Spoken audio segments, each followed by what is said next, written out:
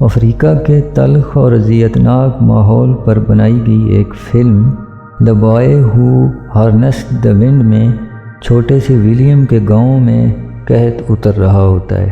اسی فلم میں اس قحط کا پس منظر بھی دکھایا گیا ہے کہ کیسے کچھ مفاد پرست اپنے نفع کے لیے فطرت، معاشرہ اور امن سب کچھ کھا جاتے ہیں۔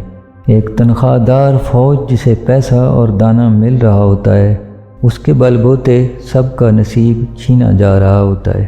ولیم جو غربت اور بھوک سے مجبور سکول چھوڑ چکا ہوتا ہے، ہوا کی طاقت سے ہوا کی چکی بنانے لگتا ہے۔ اس کا خواب ہوتا ہے وہ ہوا کی طاقت سے بجلی بنا کر اس بجلی سے زمین کے نیچے موجود پانی نکال کر اپنے کھیت آباد کرے گا۔ کباڑ اشیاء جمع کر کے ولیم یہ ہوائی چکی بنا ہی لیتا ہے اور ہوا کی اس طاقت کو استعمال کر لیتا ہے۔ ہوا، پانی، سورج کی روشنی یہ سب توانائی لے کر چل رہی ہوتی ہیں۔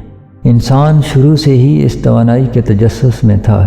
اسی ہوا سے پھر ہم نے سمندر میں جہاز دوڑا دیے، ہوائی چکیاں بنائیں، پانی پر ڈیم بنا کر پن بجلی بنائی اور سورج کی روشنی کے لیے سولر سسٹم کے شیشے سامنے کر دیے۔ باہر فطرت میں توانائی تلاش کرتے اس انسان میں بھی بہت توانائی ہوتی ہے۔ اس توانائی کے استعمال کا سٹیئرنگ قوت ارادی ہوتا ہے۔ ہر انسان فطرتاً طاقت پسند ہوتا ہے، بس کچھ لوگ ولیم کی طرح وقت کی تیز ہوا کے سامنے کھڑے ہو جاتے ہیں، کچھ ہوا کے سامنے پشت کر دیتے ہیں۔ یہ جو سامنے کھڑے ہونے کا حوصلہ کر لیں، وقت انہیں پھر کوئی سٹیئرنگ پکڑا دیتا ہے اور دوسرے پتنگ کی طرح یہاں وہاں غوطے لگا رہے ہوتے ہیں۔